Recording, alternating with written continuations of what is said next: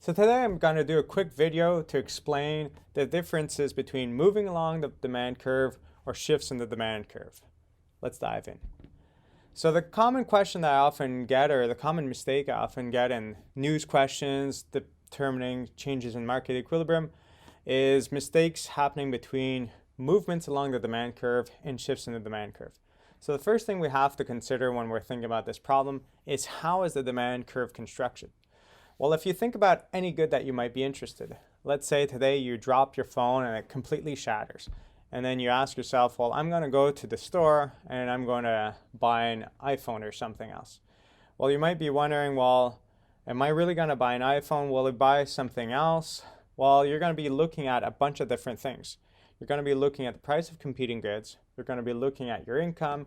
You're going to be looking at your relative tastes between those goods. So there's a lot of factors that are going to come into play that's going to determine your decision based on this desire for an iPhone. And let's say there's a new one coming out and you'll say, well, if it's $800 or less, I'll get it. And if it's more, I won't.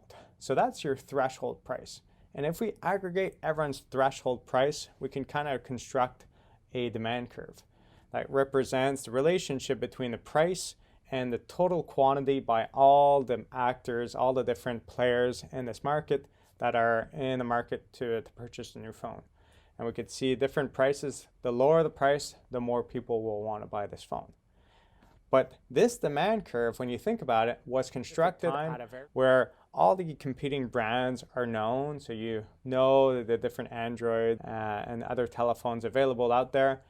You know the relative price of those goods. You know the relative attributes. You know how the economy is doing at this point. If we're going through a recession or not.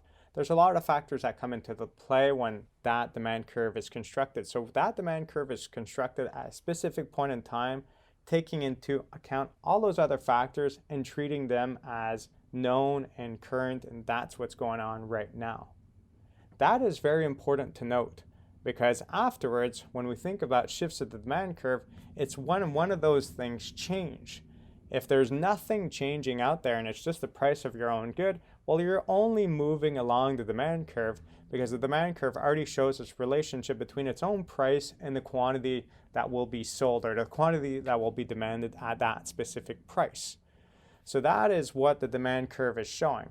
So how will the demand curve move? You have to ask yourself, will this news event shift things around?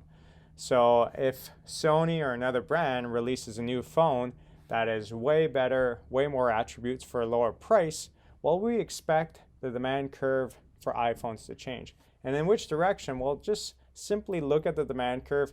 Tell yourself, let's say the price right now is 1,000. And at 1,000, there's this amount of units being sold. If we know that there's this competing brand that comes out with a better product at a lower price, what's going to happen, you think, if the price remains 1,000? Will there be more units sold than before or less?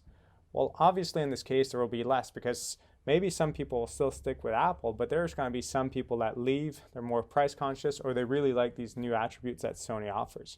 So therefore, there's going to be some loss going on there. So we could say that the demand curve shifts left, or the demand curve, the demand decreases because we have a situation that for the same price as before, there is less demand than before. There are less units that will be purchased at that same price as before. And then afterwards, you could ask yourself the same kind of question for everything. If we think about this pandemic or other kind of situations that may happen around the world or a recession, you can wonder, well, what's going to happen to the purchase of ATVs or decking materials? Well, if all of a sudden a lot of people are sticking around to home, their income may not have changed so much. The price of the goods or relative goods hasn't really changed. Well, all of a sudden, because people are stuck at home more, they're trying to make that environment more enjoyable. And by making that environment more enjoyable, we can see that even though the price of these ATVs or this decking material may have not changed initially, might change over time, but may not have changed initially, we can see that through people being stuck at home at that same price as before, there's going to be more quantities demanded.